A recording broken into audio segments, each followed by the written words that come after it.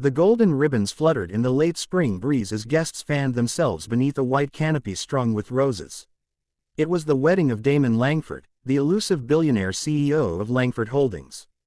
The media had been buzzing about it for weeks, how the tech tycoon was finally settling down with Clara Monroe, a poised, stunning socialite whose father once served on the board of Damon's empire. Cameras clicked, the aisle was lined with petals, and the bride, radiant in her couture gown, slowly approached the altar where Damon stood tall in a custom-tailored tuxedo.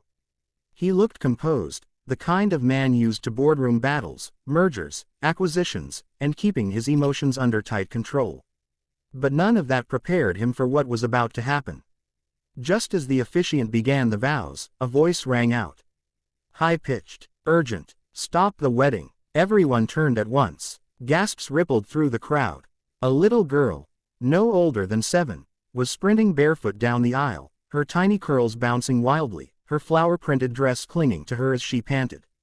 A flustered usher ran after her, but she dodged him and kept running until she stood between the bride and groom, her cheeks flushed, her chest heaving. Damon knelt instinctively. "Hey, are you okay?"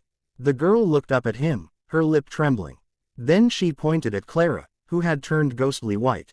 "She's lying," the girl cried. "She's lying about the baby.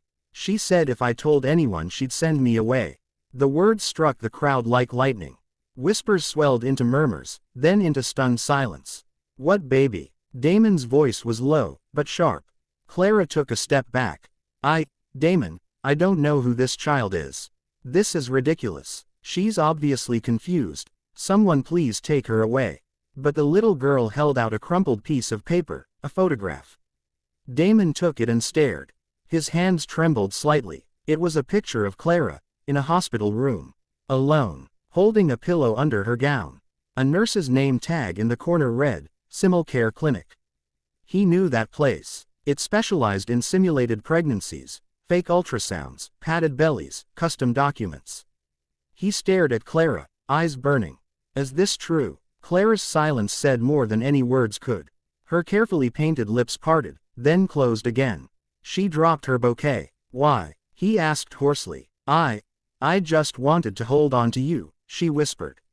"You were drifting away. The board, your family, they all wanted you to marry someone. And when I saw how you looked at parents with children." Damon stepped back. The crowd was deathly quiet. "And the girl?" he asked. "Who is she?" The girl lifted her chin.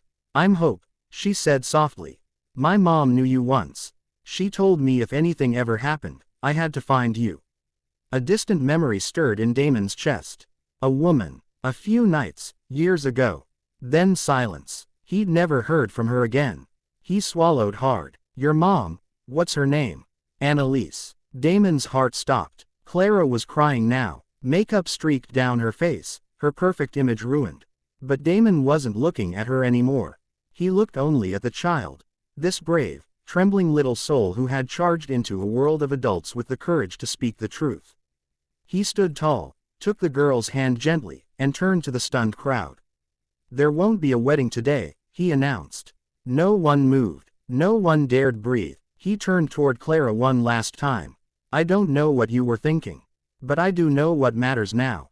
He looked down at Hope, a smile tugging at his lips despite the whirlwind around him. "You're coming home with me." And with that, the CEO walked out of his own wedding, not with the bride, but with the child who shattered the lie.